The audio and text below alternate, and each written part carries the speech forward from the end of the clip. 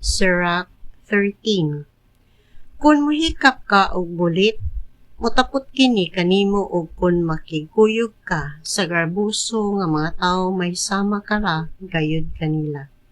Ayaw pagsulay pag-alsa og butang nga bugat ra kayo alang kanimo og ayaw pagpakig-uban sa mga tawo nga mas dato ug mas gamhanan kay kanimo. Dili ka makabutang og usa ka kulon duol sa usa ka kaldero kay ang kulon mabuak kun mapangka sa kaldero. Kung ang usa ka dato makasala, siya pa ang manginsulto. Apan kung ang usa ka pobre makasala, ang usa ka tawo, ang pobre magpugos sa pagpangayog pasaylo alang sa iyang kaugalingon. Ang usa ka dato mogamit kanimo samtang mapahimuslan ka pa niya apan kung ikaw ang magkinahanglan kaniya, biyaan kaniya nga walay makatabang kanimo.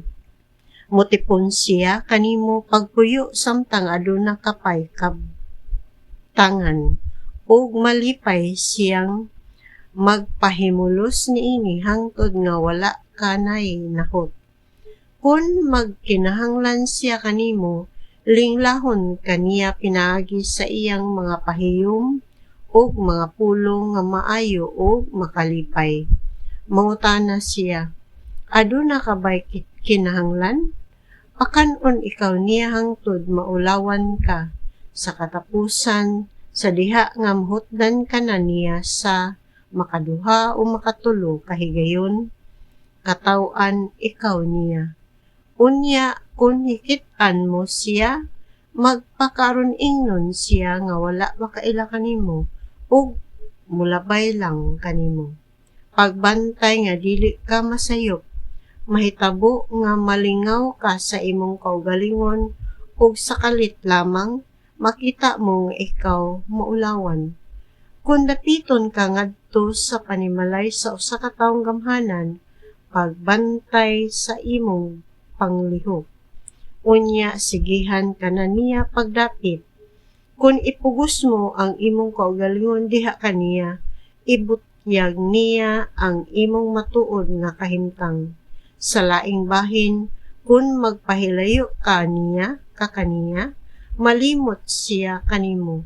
Ayaw paghuna-huna nga ikaw sama kaniya ug ayaw pagsalig sa tanan nga iyang isulti kay gisulayan lamang ikaw niya pinaagi sa iyang hataas ug matinahuron nga pagpakigsulti kanimo.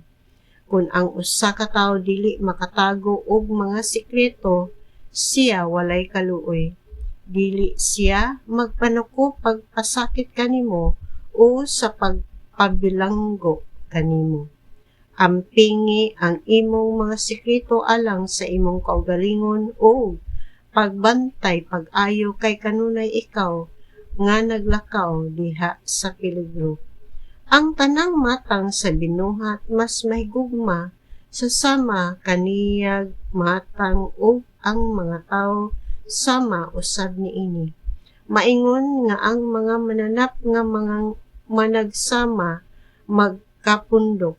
Ang mga tawo usab makig-uban sa mga tawo nga sama kanila. Ang usa ka makasasala lahi kaysa usa ka tawo nga mahadlokon sa Dios sama nga ang usa ka lobo lahi sa nating karnero. Ang dato ug ang pobre dili magkaduol sama nga ang hena ug ang iro dili usab magkaduol.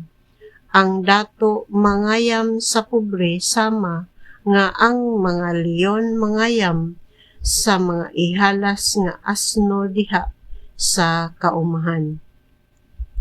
Ang mapahitas-on nga mga tawo mangyam-id sa mga timawa ug ang mga dato mangyam-id ngadto sa kabus. Kung ang usa ka dato mahisukamod ang iyang mga higala mugunit kaniya apan kung ang kabus matumba, yatakan pagayod siya sa iyang mga higala.